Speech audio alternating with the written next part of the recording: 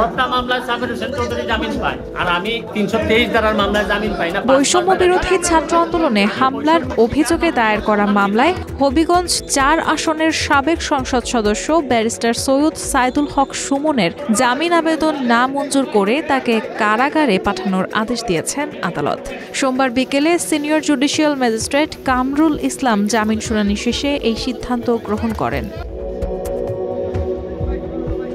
পরে হবিগঞ্জ আদালত প্রাঙ্গণে ব্যারিস্টার সুমন সাংবাদিকদের কাছে বলেন, ৬টি হত্যা মামলায় সাবির হোসেন চৌধুরী জামিন পান, আর আমি ৩২৩ ধারায় অর্থাৎ কাউকে আঘাত করার মামলায় ৫ মাস ধরে জামিন পাচ্ছি না।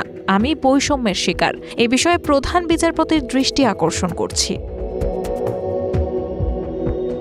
এর আগে বেলা ২:৩০টার দিকে জেলা কারাগার থেকে ব্যারিস্টার সুমনকে আদালতে আনা হয়। তার হাত পেছনের দিকে নিয়ে হাতকড়া পরানো ছিল।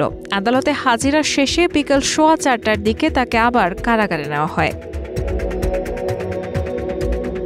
মামলা সূত্রে জানা যায়, গত ১১ সেপ্টেম্বর চুনারুঘাট উপজেলা যুবদলের আহ্বায়ক নাসির উদ্দিন বাদী হয়ে ৯৭ জনের নাম উল্লেখ সহ প্রায় ২০০ জনের বিরুদ্ধে মামলা করেন। মামলায় অভিযোগ করা হয় ১৬ জুলাই শায়েস্তাগঞ্জ নতুন ব্রিজ গোলচত্বরে বৈষম্য বিরোধী ছাত্র আন্দোলনের ব্যানারে এক সমাবেশে সুমনের নির্দেশে দেশীয় অস্ত্রশস্ত্র নিয়ে হামলা চালানো হয়। এতে বিভিন্ন শ্রেণী পেশার মানুষ আহত হন। পরে সুমনকে ঢাকায় গ্রেফতার করা হলে চুনারুঘাট থানার মামলায় শোন অ্যারেস্ট দেখিয়ে রিমান্ডে নিয়ে জিজ্ঞাসাবাদ করা হয়।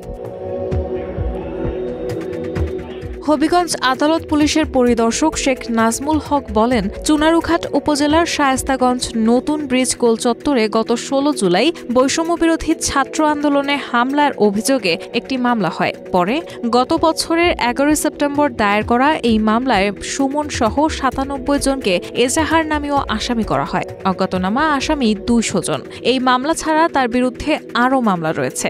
এর মধ্যে রাজধানীর মিরপুর থানায় একটি হত্যা চেষ্টা মামলায় গত বছরের ২১ অক্টোবর গ্রেফতার দেখানো হয় তাকে। গ্রেফতার হওয়ার পর থেকে তিনি ঢাকা কেন্দ্রীয় কারাগারে ছিলেন। ২ দিন আগে তাকে হবিগঞ্জ জেলা কারাগারে আনা হয়। গতকাল হবিগঞ্জ জুডিশিয়াল ম্যাজিস্ট্রেট আদালতে হাজির করার পর তার পক্ষ থেকে জামিন চাওয়া হয়। শুনানি শেষে জামিন আবেদন না মঞ্জুর করে তাকে হবিগঞ্জ জেলা কারাগারে পাঠানোর নির্দেশ দেন বিচারক। রায়হানা মুন, প্রবাস খবর।